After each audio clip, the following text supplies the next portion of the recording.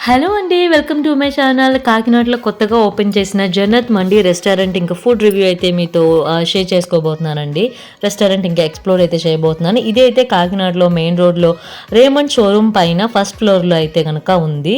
చూడగానే ఎంట్రన్స్ అయితే నాకు చాలా బాగా నచ్చింది. మండి స్టైల్ అంటే అరబిక్ స్టైల్‌లో చూడగానే ఏంటంటే చాలా బ్యూటిఫుల్‌గా అయితే అనిపించింది. కొంచెం డిఫరెంట్‌గా అంటే థీమ్ రెస్టారెంట్ మండి అంటేనే థీమ్ కదా! ఒక్కొక్కటి ఒక్కో డిఫరెంట్‌గా ఉంటది. అరేబియన్ స్టైల్‌లో అలా ఉంటది. పైకెళ్ళాక చాలా ఎక్సైట్ అయ్యాను.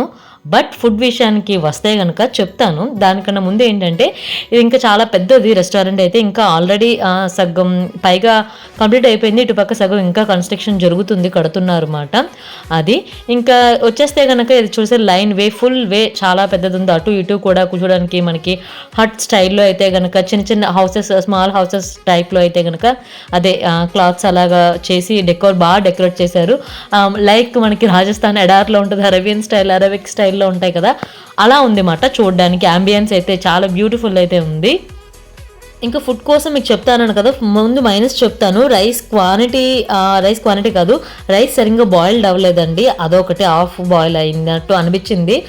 నెక్స్ట్ ఇంకోటి వచ్చేస్తే గనక సర్వీస్ చాలా లేట్ మాట. మేము ఆర్డర్ చేసిన 40 మినిట్స్‌కి ఎప్పటికో వచ్చింది.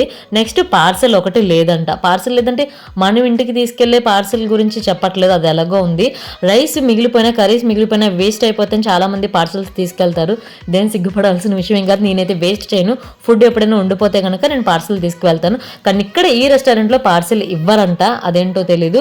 మేమే కాదు మండి చాలామంది తినలేక వదిలేస్తూ ఉంటారు. చాలామంది అక్కడ మండీస్ వదిలేయడం మేము చూసాం. వాళ్ళెవరికి కూడా ఇదే చెప్తున్నారు.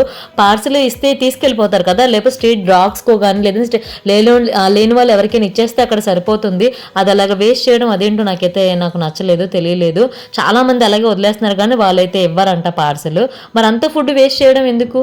అంటే మండీ క్వాంటిటీ ప్లస్ ఏంటంటే మండీ క్వాంటిటీ చాలా ఎక్కువైతే ఇస్తున్నారు. ఇక్కడ మేము ఆర్డర్ చేసాం బోన్‌లెస్ చికెన్ అండి. బోన్‌లెస్ ఫిష్ ఇది. అచ్చం కేఎఫ్‌సీ చికెన్ ఎలా ఉంటదో అలా కేఎఫ్‌సీ ఫిష్ లాగైతే ఉంది.